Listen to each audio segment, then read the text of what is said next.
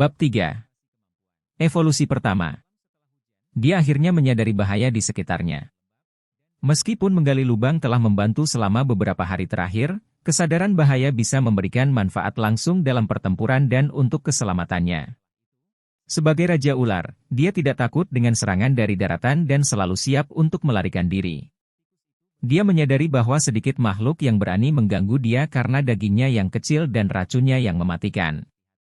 Hanya makhluk yang ingin mati bersamanya yang akan mencoba menantangnya dengan memasuki pintu mautnya. Dia juga khawatir tentang serangan dari udara saat merayap di tanah. Dia telah menonton video tentang elang menangkap mangsanya dari atas, jadi dia harus waspada. Dengan pemikiran ini, dia menggunakan kemampuan evolusinya yang baru diperoleh dan merasakan perubahan dalam dirinya. Kemudian, suatu benda misterius dengan struktur heliks ganda yang kompleks muncul, memancarkan cahaya yang berkilauan. Bai Chuan merasa agak pusing saat memperhatikannya. Dia menyadari bahwa itu adalah informasi yang berlebihan dan sulit untuk dipahami saat ini. Untungnya, dia tidak perlu mengoperasikan semua kemampuan evolusinya secara manual. Ruangan di sekitarnya melakukan semua itu untuknya. Yang harus dia lakukan adalah memutuskan di mana meletakkan kemampuan evolusinya. Setelah mempertimbangkan kompatibilitasnya, dia memutuskan meletakkannya di dekat kepala model kelinci yang dipegangnya. Kemampuan tersebut sepertinya berfungsi dengan baik di dekat kepala model. Bai Chuan melihat dua tonjolan kecil muncul di kepala model, dan dia menyadari bahwa itu adalah efek dari kemampuan evolusinya. Namun, dia merasa sedikit bingung mengapa kemampuan ini menyebabkan tonjolan di dekat kepala. Setelah memeriksa lebih lanjut, dia menyadari bahwa kemampuan ini terhubung dengan saluran telinga model kelinci. Dia menyadari bahwa ini mungkin terjadi karena kemampuan ini berasal dari kelinci, yang memiliki telinga panjang untuk mendengar suara dari segala arah dan menghindari bahaya. Meskipun dia awalnya adalah seekor ular dan tidak memiliki saluran pendengaran eksternal, kemampuan ini menonjolkan dirinya sebagai tonjolan di dekat kepala. Setelah memahami hal ini, Bai Chuan mengaktifkan kemampuan evolusinya lagi dan membiarkan perubahan terjadi. Di luar, tubuh ularnya mulai mengeluarkan zat lengket yang aneh dan menutupi tubuhnya sepenuhnya. Keesokan harinya, Bai Chuan bangun dari tidurnya. Dia merasa sedikit kewalahan dengan perbedaan perspektif dari dunia yang sebelumnya penuh warna menjadi dunia yang monoton dan tak bernyawa. Dia menyadari bahwa untuk bertahan hidup dan mengumpulkan poin dengan cepat, dia harus meningkatkan kemampuan pencernaan dan penyerapannya. Burung adalah hewan dengan kemampuan pencernaan yang kuat, dan juga memiliki penglihatan yang lebih baik daripada ular. Bai Chuan menyadari bahwa dia harus beradaptasi dengan perspektif yang berbeda dan mengembangkan kemampuan evolusinya untuk menjadi lebih tangguh dan tak terkalahkan. Dengan tekad baru, dia memulai perjalanan evolusinya yang penuh tantangan, siap menghadapi apapun yang datang menghadangnya. Pertunjukan kemampuan pertama di bab 4. Kedatangan Bai Chuan membuat hewan-hewan kecil di tepi sungai berlari tergesa-gesa. Mereka menganggapnya sebagai predator yang menakutkan, dan memang, sebagai Raja Ular, dia tak terkalahkan kecuali oleh beberapa makhluk yang setara atau lebih kuat darinya. Melihat reaksi hewan-hewan kecil yang ketakutan, Bai Chuan merasa sedikit bingung tentang seberapa menakutkannya dia terlihat bagi mereka. Setelah hewan-hewan pergi, dunia di mata Bai Chuan kembali menjadi sunyi dan tidak bernyawa, hanya aliran sungai yang tetap mengalir. Bai Chuan mempertanyakan apakah ini adalah harga menjadi raja, karena kehadirannya saja telah cukup untuk menimbulkan ketakutan di sekitarnya. Dia minum air yang cukup dan melanjutkan perjalanan. Ular 3 meter itu merayap dengan anggun, dengan sisik yang berkilauan dan menghadirkan keindahan yang tak terlukiskan. Dia terus mencari aroma mangsanya, ular lain. Tiba-tiba, dia berhenti dan naik ke batang pohon yang tinggi, bersembunyi di balik dedaunan lebat. Dia menemukan lokasi yang bagus untuk menunggu mangsanya, sebuah ular emas. Waktu berlalu perlahan, dan Bai Chuan menanti saat yang tepat. Selama menunggu, dia menyaksikan adegan di sekitarnya, termasuk ular anggur hijau yang gagal mencuri telur burung dari sarang dan berakhir dengan menjadi mangsa elang yang kembali. Akhirnya, tiba saatnya. Bai Chuan merasakan adanya ular emas di dekatnya. Dia mengamati dari persembunyiannya dan melihat seekor ular emas yang memburu tikus di bawahnya. Dia menunggu dengan sabar hingga mangsa ular emas berada dalam jangkauan serangannya. Setelah memastikan posisinya, Bai Chuan meluncur dari tempat persembunyiannya dan menyuntikkan racunnya ke tubuh ular emas. Ular emas itu berjuang sebentar, tetapi akhirnya terjatuh dan tidak berdaya. Bai Chuan berhasil mendapatkan mangsanya dan merasa puas dengan penampilannya. Namun, ketika dia hendak makan mangsanya, tiba-tiba dia merasakan sesuatu yang tidak beres. Dia merasa sedikit rasa sakit kesemutan dan bel alarm berbunyi dalam hatinya. Dia merasa ada bahaya di dekatnya. Bai Chuan dengan cepat berbalik dan melihat ke sekeliling. Tiba-tiba, mulut besar dengan taring berduri muncul dari bawah dan menuju ke bagian bawah lehernya. Tanpa ragu, Bai Chuan langsung menggunakan kecepatannya dan fleksibilitasnya sebagai ular untuk menghindari gigitan itu. Dia melingkar dan menghindar dengan lincah. Sekarang, dia punya kesempatan untuk melihat siapa penyerangnya. Dia mengenali ular 5 langkah, dengan tanduk runcing di atas kepalanya dan tubuh berwarna mirip dengan dedaunan jatuh.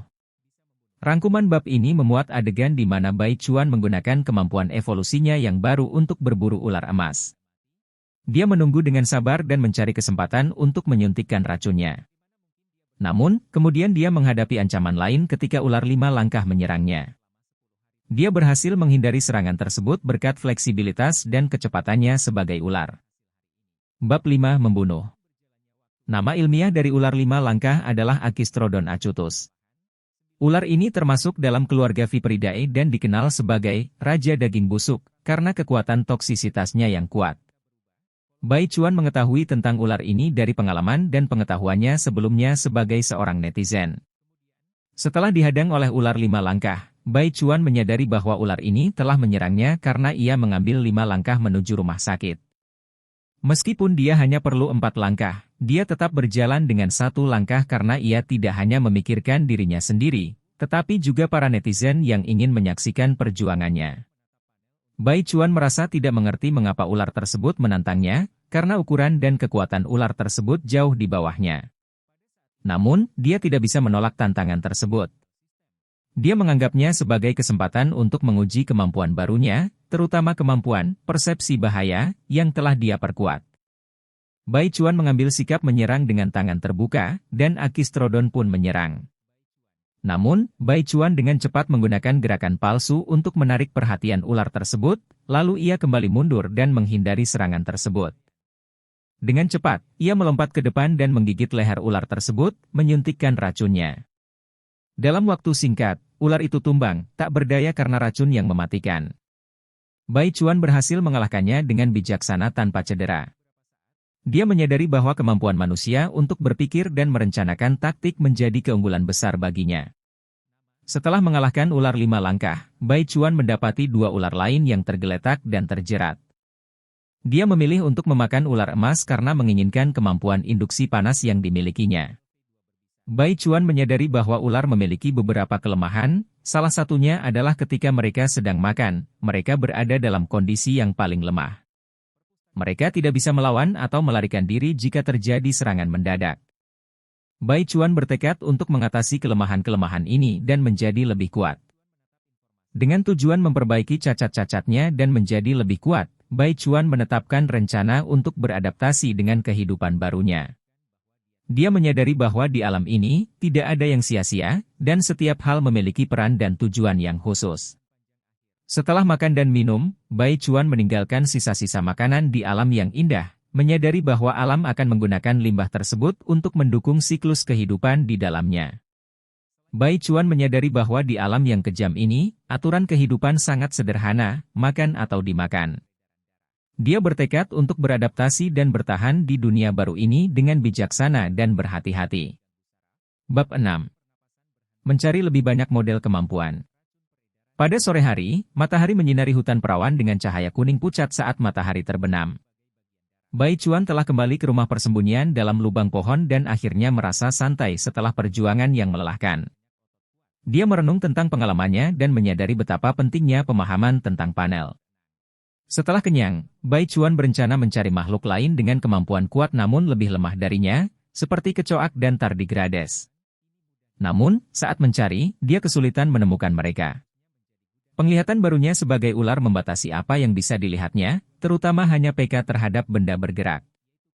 Dia mencari kecoak dan tardigrades dengan susah payah, tetapi tampaknya mereka menghindarinya atau terlalu kecil untuk dilihat dengan penglihatannya yang saat ini. Bai Chuan menyadari bahwa pemindaiannya lebih efisien saat melahap target daripada saat memindai target secara langsung. Setelah mengamati pemindaiannya, Bai Chuan menyimpulkan bahwa semakin dekat ukuran target dengan ukurannya, semakin cepat kecepatan pemindaian. Selain itu, target dengan kognisi lebih banyak juga cenderung dipindai lebih cepat. Kembali ke panel pribadinya, Bai Chuan menyadari bahwa jumlah perpustakaan struktur kemampuan tampaknya salah karena model kemampuan kelinci hilang. Dia berpikir apakah model tersebut hilang karena dia sudah memperkuatnya atau ada sesuatu yang berhubungan dengan waktu. Besok harinya, setelah tidur, Bai Chuan segera membuka panel kemampuan untuk melihat apakah model kelinci kembali. Dia lega menemukan bahwa model kemampuan kelinci telah muncul kembali. Dia berharap bahwa model-model kemampuan tidak akan hilang karena alasan sensitif waktu. Dengan kekhawatiran selesai, Bai Chuan mulai keluar dari lubang pohon untuk mencari kelinci. Dia berada di hutan pegunungan yang lebat dan mencari kelinci dengan kelincangan LV2 yang kuat. Dia berharap dapat menambahkan model kemampuan tersebut untuk kekuatannya. Bab 7. Kejaran di malam gelap. Setelah meluncur meninggalkan lubang pohon, Bai Chuan merayap perlahan di sepanjang sungai, menjauhi hutan lebat menuju lereng gunung yang jarang berpohon. Langit semakin terbuka, memberinya pemandangan yang lebih luas, tetapi juga membuatnya lebih sulit untuk menyembunyikan diri. Dia bersembunyi di atas dahan pohon, mengamati sekitarnya dengan hati-hati, menunggu kesempatan untuk memburu. Waktu berlalu lambat, dan selama masa menunggu itu, berbagai makhluk hutan lewat tanpa dia hiru bau. Ada kawanan rusa, ular, dan serigala yang berlalu tanpa disadari oleh Bai Chuan yang tersembunyi. Namun, tiba-tiba, dua kelinci muncul di kejauhan. Bai Chuan dengan cepat memperhatikan mereka. Kelinci-kelinci itu seolah-olah berkelahi, berdiri tegak di kaki depan mereka. Bai Chuan merasa tertarik dengan kelakuan aneh kelinci-kelinci ini, dan ide buruk menyeruak di benaknya. Tak lama kemudian, saat kelinci-kelinci itu tampaknya terdistraksi, Bai Chuan mencoba menghampiri mereka dengan hati-hati, berharap untuk menangkap salah satunya. Dia mempergunakan kemampuan persepsi bahaya untuk mendekati mereka tanpa diketahui. Namun, sebelum dia bisa melakukan apapun, tiba-tiba ada suara menusuk dari atas. Sebuah burung besar, seorang elang terbang mendekat dengan cepat, dan saat itu kelinci-kelinci juga menyadari keberadaan elang itu dan berlari ketakutan. Bai Chuan merasa putus asa. Perburuannya gagal lagi. Elang itu dengan mudah menangkap salah satu kelinci dan terbang pergi. Bai Chuan merasa sedih dan kesal. Apa yang membuatnya lebih kesal adalah bahwa burung pemangsa itu bukanlah ancaman alami baginya. Dia bisa dengan mudah mengatasi elang itu jika bukan karena situasi yang kacau. Dia memutuskan untuk bersabar dan menunggu waktu yang tepat untuk mencari balas dendam. Dia tahu bahwa kesempatan akan datang lagi jika dia tetap bersabar. Beberapa hari berlalu, dan Bai Chuan terus berburu dengan tekun. Malam itu, saat cahaya bulan menerangi hutan lebat, dia merayap perlahan dengan tubuhnya yang besar dan ganas.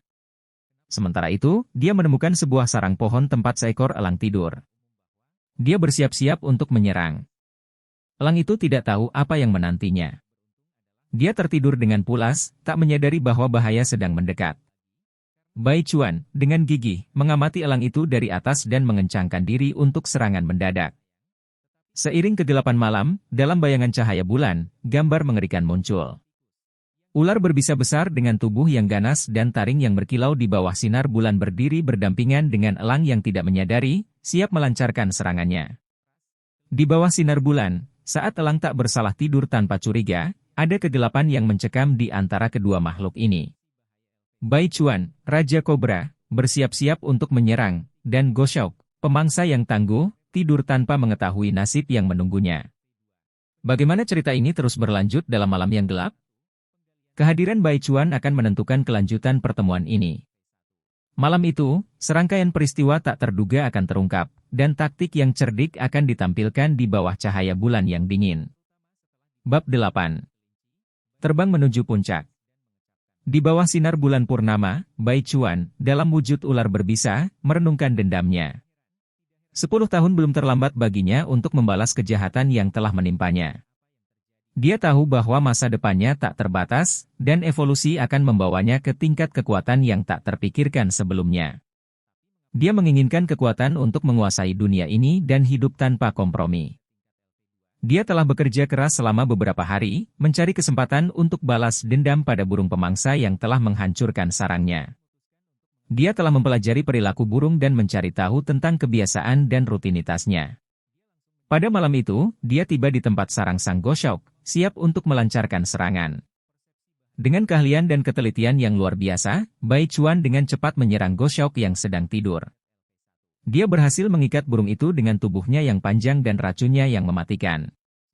Goshawk yang bangga dan kuat tidak memiliki kesempatan melawan kekuatan ular berbisa besar yang telah berevolusi dengan kecerdasan manusia.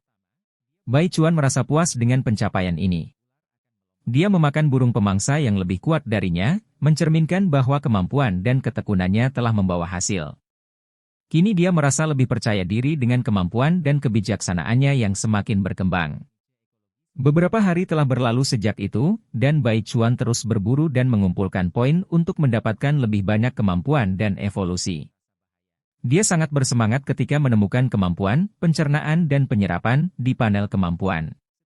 Ini berarti dia bisa mencerna dan menyerap energi dengan lebih efisien, mempercepat evolusinya. Kini, harapannya untuk mencapai puncak kekuatan telah terbuka lebar. Dia bersemangat untuk melihat kemampuan baru apa yang bisa dia peroleh dengan evolusi yang lebih cepat. Bai Chuan memiliki rencana ambisius untuk menjadi makhluk paling kuat di hutan ini. Tantangan yang menanti di masa depan terasa mendebarkan, dan Bai Chuan siap menghadapinya dengan tekad dan kecerdasan yang tak tergoyahkan. Evolusi menuju puncak telah dimulai, dan dia tidak sabar untuk melihat apa yang akan terjadi selanjutnya dalam petualangannya menuju dominasi di alam liar. Bab 9. Hidup baru dalam kulit baru. Setelah memperkuat diri dan menyiapkan rencana masa depan, Bai Chuan menunggu dengan sabar 4 hari untuk mendapatkan lebih banyak poin dan evolusi. Namun, dalam waktu itu, dia mulai merasakan gejala aneh pada matanya. Penglihatannya menjadi kabur, seperti menderita miopia yang parah. Bai Chuan cemas dan khawatir tentang apa yang terjadi pada dirinya. Dia mengambil langkah pencegahan dengan tidak keluar berburu selama beberapa hari dan bersembunyi dalam gua untuk melindungi diri. Namun, masalah dengan matanya semakin buruk, dan dia hampir kehilangan penglihatan sepenuhnya. Perasaan ini membuatnya merasa lemah dan rentan, dan dia merasa kehilangan naluri alaminya sebagai ular. Dengan rasa khawatir yang mendalam, Bai Chuan mencari gua yang lebih aman untuk berlindung dan melindungi diri. Meskipun tubuhnya lebih besar dan lebih kuat, kebutaan menjadi masalah serius baginya. Dia merasa terancam oleh lingkungan sekitarnya dan bersyukur karena indera penciuman dan pendengarannya yang tajam masih berfungsi dengan baik. Beberapa hari berlalu dalam penderitaan, hingga akhirnya dia merasa kegelapan terangkat dan penglihatannya kembali normal. Bai Chuan merasa seperti mengalami kehidupan baru setelah melewati pengalaman yang intens itu. Dia menyadari bahwa perubahan yang dia alami adalah karena proses berganti kulit, yang merupakan bagian penting dari pertumbuhan setiap ular. Setelah menyadari arti perubahan itu, Bai Chuan menyadari bahwa makanannya yang melimpah selama beberapa hari telah memicu proses berganti kulit yang lebih cepat dari biasanya. Dia merenung tentang evolusinya yang cepat dan bagaimana makanan berlimpah mempengaruhi tubuhnya. Meskipun dia melepaskan kulitnya dan merasakan ketidaknyamanan fisik, dia merasa lebih kuat dan percaya bahwa hari-hari yang akan datang akan lebih baik. Meskipun masih ada tantangan dan rintangan di depan, Bai Chuan siap menghadapinya dengan sikap yang kuat dan tekad yang tak tergoyahkan. Setelah melewati masa-masa sulit, Bai Chuan akhirnya merasa lebih kuat dan percaya diri. Dia berharap untuk kembali ke sarangnya yang sebelumnya dan melanjutkan eksplorasinya di alam liar dengan semangat yang baru. Meskipun perubahan selalu menakutkan, dia tahu bahwa ini adalah bagian dari pertumbuhannya dan bahwa dia harus menerima dan menghadapi setiap fase hidupnya dengan keberanian dan tekad. Bab 10. Lebih banyak kemampuan dan badai hujan. Dengan penuh semangat, Bai Chuan kembali ke sarangnya yang akrab setelah melewati masa berganti kulit. Beruntung, lubang pohon itu masih kosong, memberinya tempat yang aman untuk beristirahat. Namun, setelah melihat kondisi panel kemampuannya, dia menyadari ada sesuatu yang aneh. Selain kemampuan pencernaan dan penyerapan LV1 yang sudah dia perkuat sebelumnya, dia juga memiliki kemampuan baru yaitu kelincahan LV1. Bai Chuan tidak terlalu memikirkannya dan lebih fokus pada kecepatan pertumbuhannya setelah berganti kulit. Dia merasa lebih kuat dan cepat, tetapi tidak menyadari bahwa kecepatannya meningkat karena pengaruh dari proses berganti kulit itu sendiri. Ketika hujan badai datang, Bai Chuan merasa bahagia karena dia telah kembali ke lubang pohon yang aman. Namun, hujan deras membuatnya khawatir tentang mencari makanan dalam beberapa hari ke depan. Hujan terus-menerus berarti hewan-hewan nokturnal akan bersembunyi di sarang mereka, membuat mencari makan menjadi sulit baginya. Bai Chuan menyadari bahwa dia hanya bisa mencari makanan kecil seperti katak dan membawanya kembali ke sarangnya. Namun, dia juga merasa prihatin tentang hewan lain yang mungkin tidak bisa bertahan selama musim hujan ini. Hewan-hewan amfibi akan menghadapi kondisi yang sulit, dan banyak di antaranya mungkin akan mengalami kematian karena kelaparan, hipotermia, dan kekebalan yang melemah. Dengan perasaan prihatin, Bai Chuan menyadari bahwa dia telah beruntung karena memiliki tempat yang aman untuk berlindung selama hujan badai. Namun, dia tahu bahwa hidup di alam liar selalu penuh tantangan dan keputusasaan, dan dia harus tetap beradaptasi dan berjuang untuk bertahan hidup.